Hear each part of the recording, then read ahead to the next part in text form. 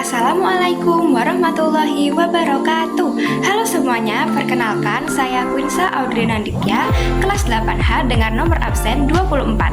Pada kesempatan ini, saya akan mengulas novel dengan judul Tanah Para Bandit.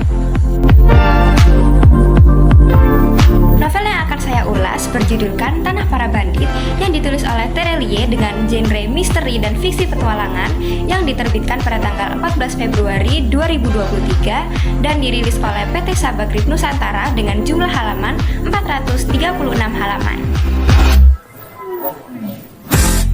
Novel ini memiliki latar dan genre yang cukup unik, mengingat bahwa dari penulisnya sendiri adalah seorang sastrawan dari Indonesia yang terkenal dan memiliki judul-judul buku yang bahkan hampir seluruh karyanya selalu sukses mengguncang top 10 buku-buku terlaris di toko buku.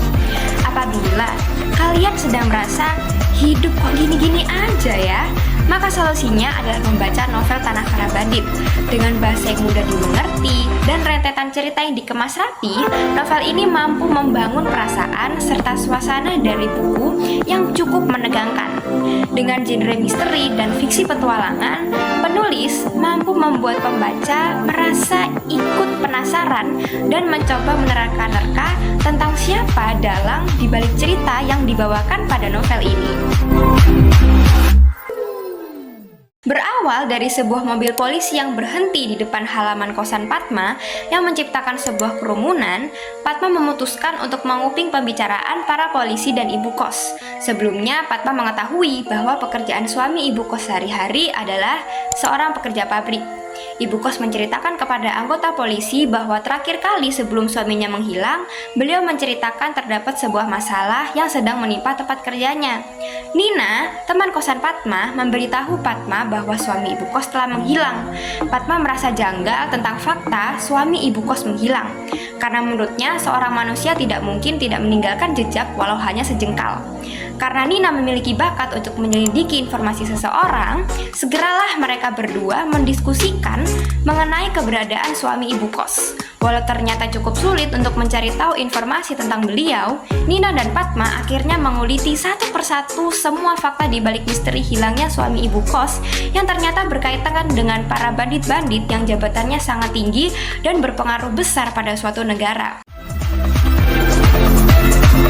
Dari segi karakter, plot, tema, gaya penulisan, unsur intrinsik, dan latar, menurut saya semuanya telah disajikan sebaik mungkin.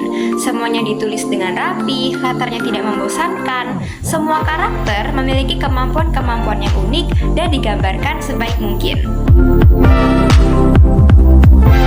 Sampailah kita ke bagian akhir pada ulasan ini, yaitu evaluasi. Dan nilai untuk novel Tanah Para Bandit adalah 9,8/10.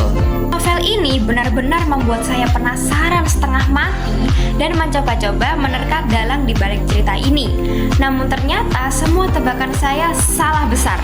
Terdapat plot yang sempurna di dalamnya dan akhir dari buku ini juga cukup memuaskan. Karena sebuah karya tidak luput dari sebuah kekurangan, menurut saya kekurangan dari novel ini adalah tentang seorang teman kecil Padma yang sampai bagian akhir pun sayangnya tidak terjawabkan mengenai kabarnya.